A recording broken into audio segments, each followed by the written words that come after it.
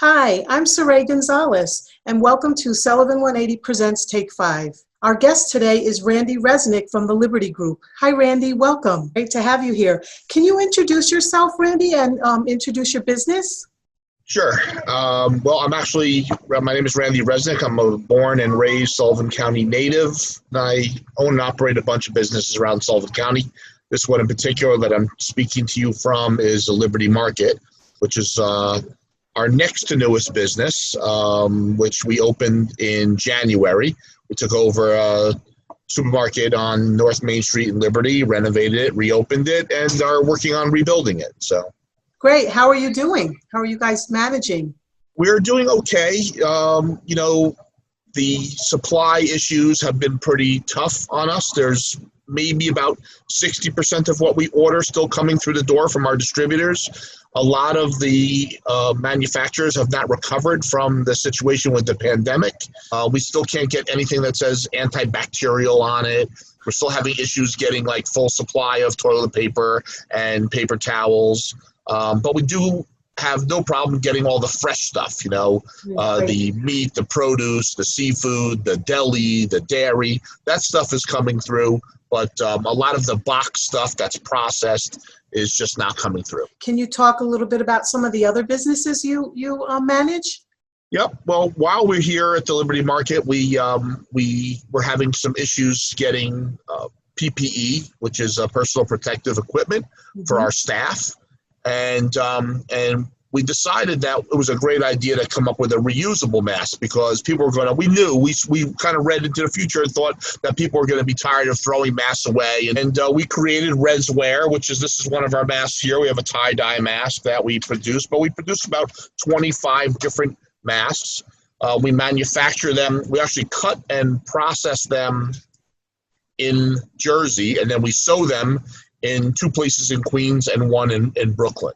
So it's a long process, the mask business, how we start with a design and how we end up with a packaged product that actually goes to Jersey, goes to Queens, back to Jersey, then to Bernie's where we package it, then to Liberty where we ship it. So there's a lot of hands on this stuff, but we've sold a lot of masks. We were getting a lot of custom orders. We're bringing kids' masks in. Great. And it was just kind of like a really cool pivot for us from what we were doing, because we have also the restaurants in Rock Hill, Bernie's Crust and Brew. Yes. We have the hotel, the Sullivan Event Center. So some businesses have benefited from the pandemic.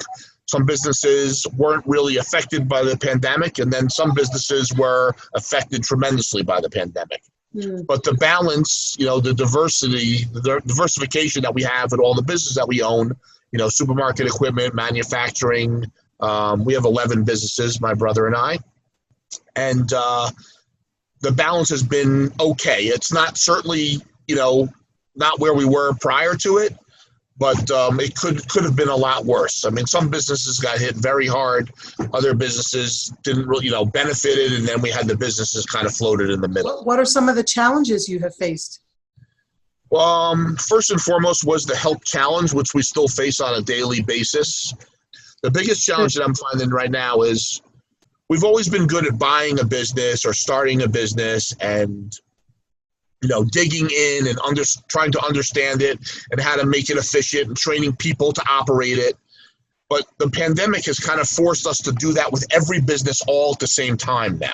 So where we were only having to rethink, one business at a time as we chug into a new business, and then we get that going and we chug into another new business. Now what's happening is that we're having to rethink all of these things at one time. And that's been a real challenge because they're all changing. Do you have any positive experience that have developed that you would like to share? Yeah, I mean, I think everything, the fact that we're still here, we're still employing 170 people is positive. How can folks stay up on the news with your businesses? What's the best way that they can keep up on what you're doing? Daily stuff's kind of on Facebook, Right. I mean, really the social media is a way to keep in touch with what was going on a regular basis.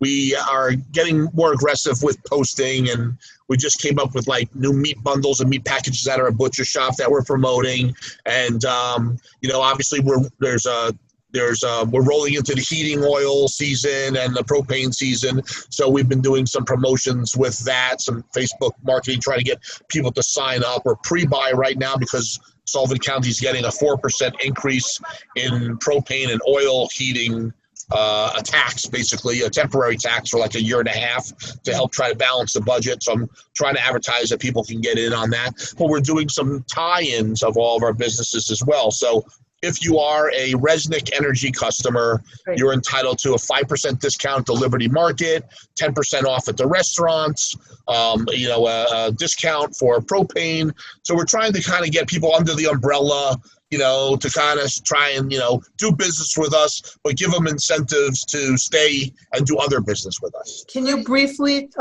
tell us what your Facebook pages are?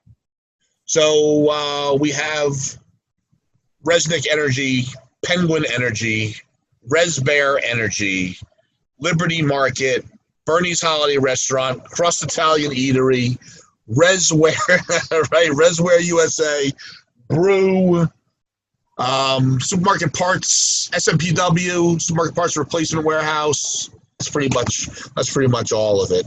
Great. I hope you wrote that down. I hope you wrote that all down. We got it. Well, thank you so much, Randy. Thanks again for joining us today, and thank you so much for all of your efforts, and Thank you. wishing you the best of luck with all of your businesses. All right. Thanks a lot. Good to see you. Thank you. Take care. Stay safe.